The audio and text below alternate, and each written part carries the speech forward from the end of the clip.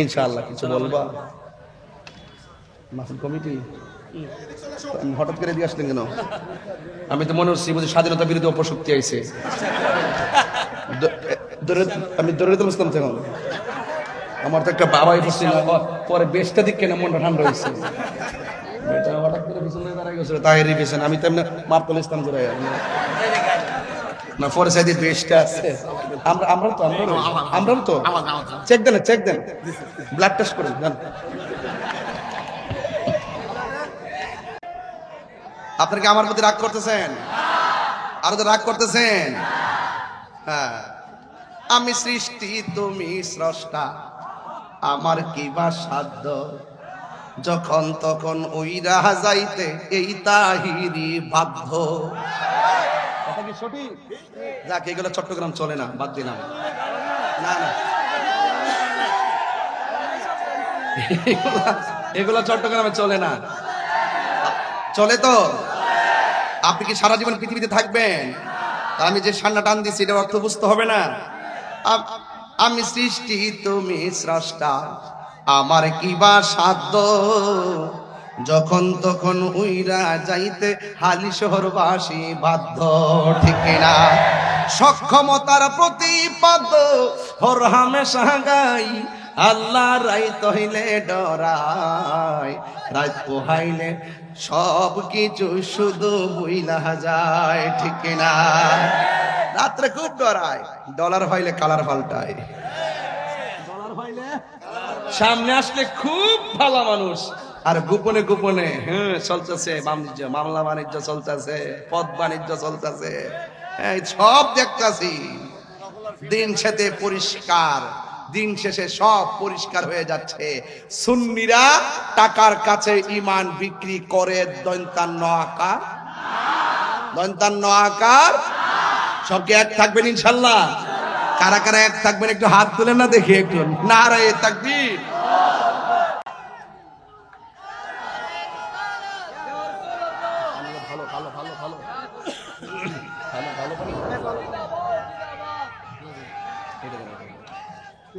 সকলে আওয়াজ করবেন আল্লাহু আকবার। সবাইকে আমার প্রতি কষ্ট পাচ্ছেন? বাঁচলে বাঁচার মতো বাঁচতে হবে না ইনশাল্লাহ। হকের পথে থাকলে সাহায্য করার মালিক কে? আর যারা সাহায্য করার মালিক কে? আল্লাহ রাব্বুল আলামিন বলেন, ইয তাকুলু লিল মুমিনিনা আলাই ইয়াকফিয়াকুম আইয়ুমিদ্দাকুম রাব্বুকুম বিসালাসাতি আলাফিম মিনাল মালাইকাতি মুরসালিন। আল্লাহ রাব্বুল আলামিন বলছেন, বন্ধু আল্লাহু আকবার কেন? ওই যুদ্ধের ময়দানে, ওই যুদ্ধের ময়দানে এক সাহাবী, ইয়া রাসূলুল্লাহ, ওরা ছিল শক্ত মাটিতে, শক্ত মাটিটারে পিছলা বানায় দিছে কে?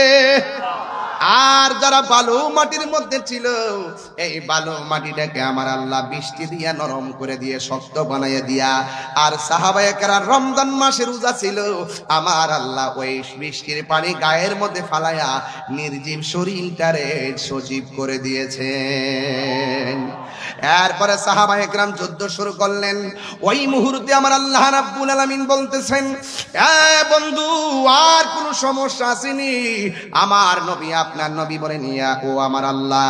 এবার সাহাবায়ে কেরাম কই, ইয়া রাসূলুল্লাহ, আল্লাহরে বলুন না, আমরা সংখ্যায় বড় কম, কাফেররা সংখ্যায় দ্বিগুণ, এই জন্য পারি না।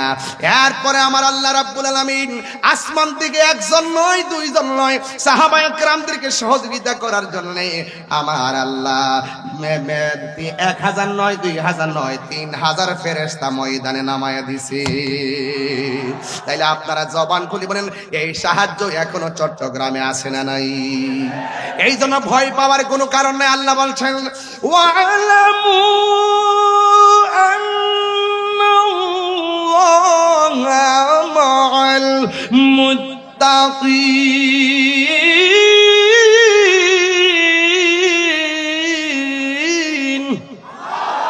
তোমরা জেনে রাখো, যার কেউ নাই তার কে আছে? এই জন্য আমার আল্লাহ রাব্বুল আলামিন 3000 ফেরেশতা নামাইছেন। কাফেররা যখন কূপ দেয় তলোয়ার দিয়া, দেওয়ার আগে কাফেরের কল্লা পড়ে যায়, তার মানে বোঝা গেল আল্লাহর খেলা শুরু হয়ে গেছে। আল্লাহ ছাড় দেয় কিন্তু ছেড়ে দেয় না। ওয়া হুয়াল গাফুরুল ওয়াদুদুল আরশিল মাজিদ, তিনি প্রেমময়, তিনি ক্ষমাশীল। He is the forgiving and loving, তিনি প্রেমময়, ক্ষমাশীল। ইন্না বাতশা রাব্বিকা লাশাদীদ, নিশ্চয় আমার আল্লাহর ধরা অনেক শক্ত। এবারে কাফেরদেরকে অ্যাকশন শুরু হয়ে গেল। এবার অ্যাকশনে এমন অ্যাকশন, কাফেররা শেষ হয়ে গেল, 70 জন নিহত হয়ে গেল, 70 জন বন্দী হয়ে গেল। আর আমার নবী, আপনার নবীর সাহাবী একজনের নাম হলো হযরতে কাতাদা। ওই কাতাদা রাদিয়াল্লাহু তাআলা আনহু আমার নবীর কাছে আসলেন। আয়েশা ডাক দিয়া কয়, নবী গো,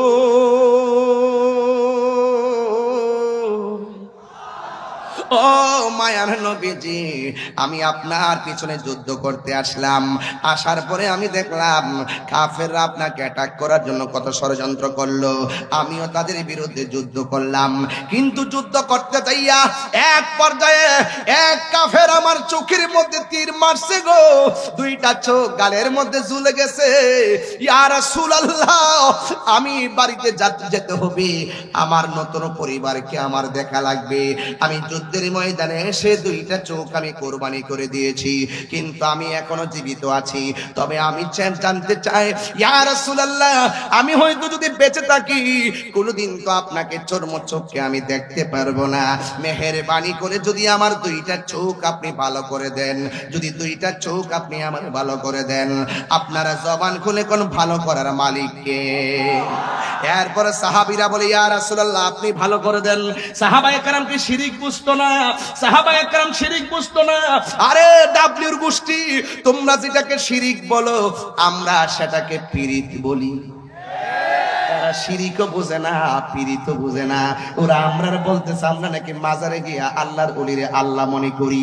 আমাদেরকে মিথ্যা অপবাদ দেয়, দিয়া পাবলিকের কাছে আমাদেরকে একটা কালার বানায় রাখে। এই জন্য আপনার সবাই ঐক্যবদ্ধ হওয়া লাগবে, এই সমস্ত অপশক্তির বিরুদ্ধে রুখে দাঁড়াতে হবে। ওই সাহাবী আয়েশা কয়, ইয়া রাসূলুল্লাহ, নবী গো, আমার 2টা চোখ গালের উপরে ঝুলে গেছে, মেহেরবানি করে আপনি ভালো করে দেন। এবার ওই মুহূর্তে আমার নবী, আপনার নবী ডাক দিয়ে গেল, সাহাবী, কাতাদা, আমি তোমার চোখ ভালো করব, কিন্তু করার আগে আমি তোমার কাছে জানতে চাই, তুমি কি জান্নাত চাও নাকি চোখ চাও? আমাদেরকে রাসূল প্রশ্ন করলে আমরা বলতাম আমরা জান্নাত চাই, কিন্তু এই সাহাবী এমন সাহাবী যে সাহাবী ডাক দিয়ে কয়, ইয়া রাসূলুল্লাহ, আমার জান্নাত লাগতো না, আমার চোখ চাই। এবার আমার নবী, আপনার নবী নিজের থুতু মুবারকটা আঙ্গুল মুবারকের মধ্যে লাগাইয়া 2টা চোখের পাশে পাশে এমন ভাবে সুপার গুলো ঘামের মতো লাগাইয়া এই ঝুলন্ত চোখটাকে হাত মুবারক দিয়া ধরে, আল্লাহু আকবার না কেন, এমন ভাবে হাত মুবারকটা দইরা 2টা জ্বলন্ত চোখের গুড়ার মধ্যে লাগাইছে। আর আমার নবী ডাক দিয়া কয়, সাহাবী রে, ও সাহাবী, আমি তোমার ঝুলন্ত চোখ 2টা জায়গা বরাবর লাগাইলাম, আমি জানতে চাই তুমি দেখতে শুনি। ওই সাহাবী ডাক দিয়ে কয়, ইয়া রাসূলুল্লাহ, নবী গো, নবী গো, নবী গো, আমি আগের চাইতে আরো সুন্দর দেখতেছি।